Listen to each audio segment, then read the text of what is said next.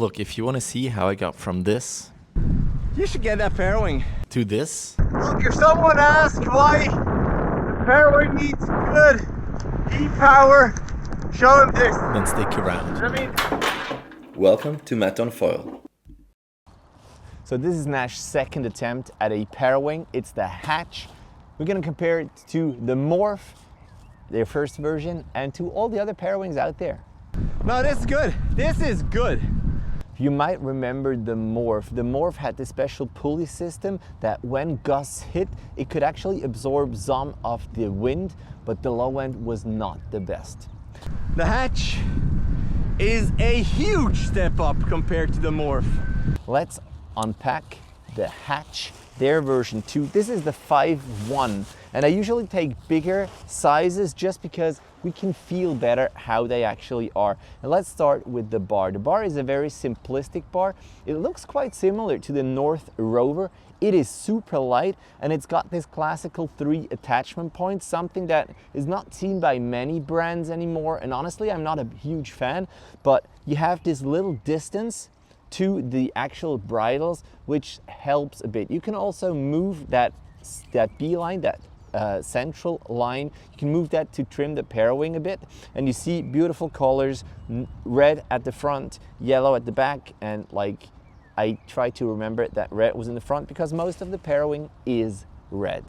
The lines are quite long, so it's probably 1.90 m, which is almost 2 meters. It's pretty long, I would say, but this comes in handy if we talk about the low end.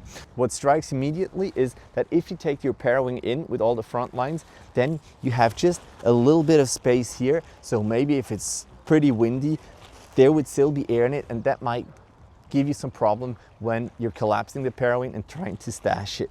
So here you're gonna have to go with just the central lines so that you get the middle of the canopy and not the whole part. And I've also realized that not only do you have the Naish symbol for the middle of the Parawing, you also have the black line in the middle, so that helps you sorting out things as well. With some brands, you get a backpack you can take out on the water. With the Naish Parawing, you get this little bag, which, you know, works well, but is nothing to write home about. It's fine, you know, there's some drainage system for the water, but really nothing special. But on the other hand, it's not the most expensive Parawing either. It's like 750 Swiss francs, which is, you know, where Parawings are. It's maybe a little bit cheaper even than some of the other ones in same size. What you immediately see if you get the Parawing in the air, that it is super reactive. It turns super well, and it does exactly what you want it to do.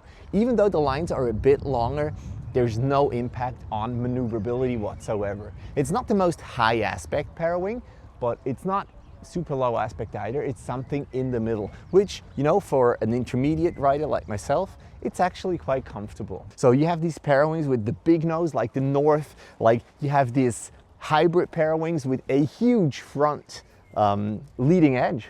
The leading edge is very slim. I don't know what that does to the Parawing, but it's super reactive, works well.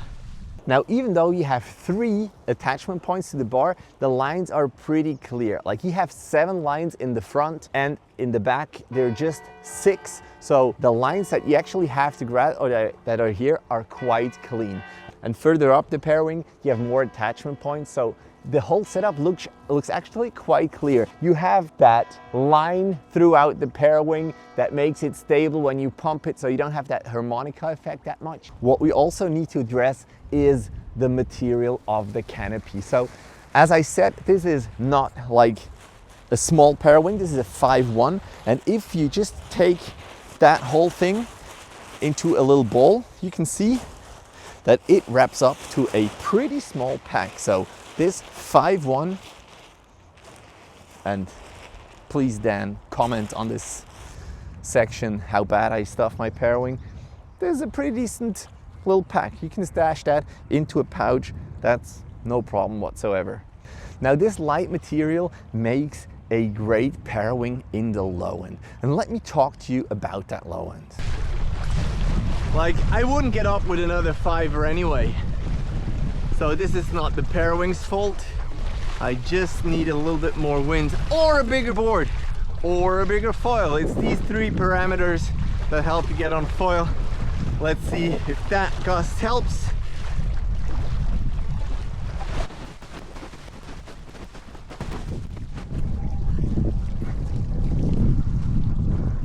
I was pretty impressed how well you can pump this Parawing.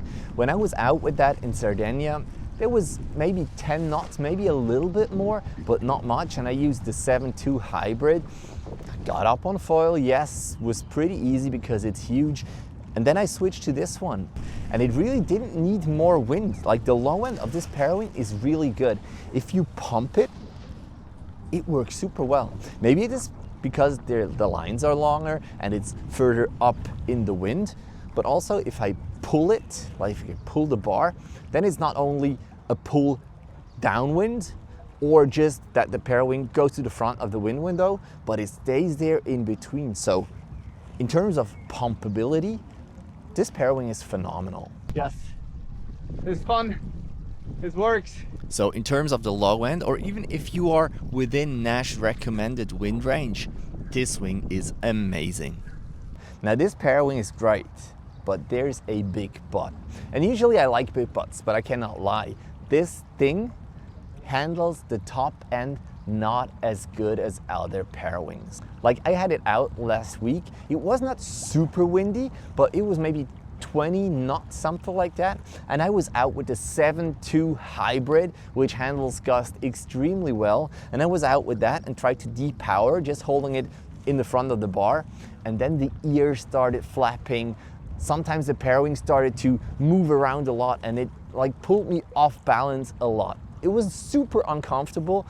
And if I compare it to other Parawings, like the closest it gets is actually the Roger V1, which had problem when getting overpowered. So I was astonished that a Parawing, a V2, and a Parawing like at this time still has problems with the top end.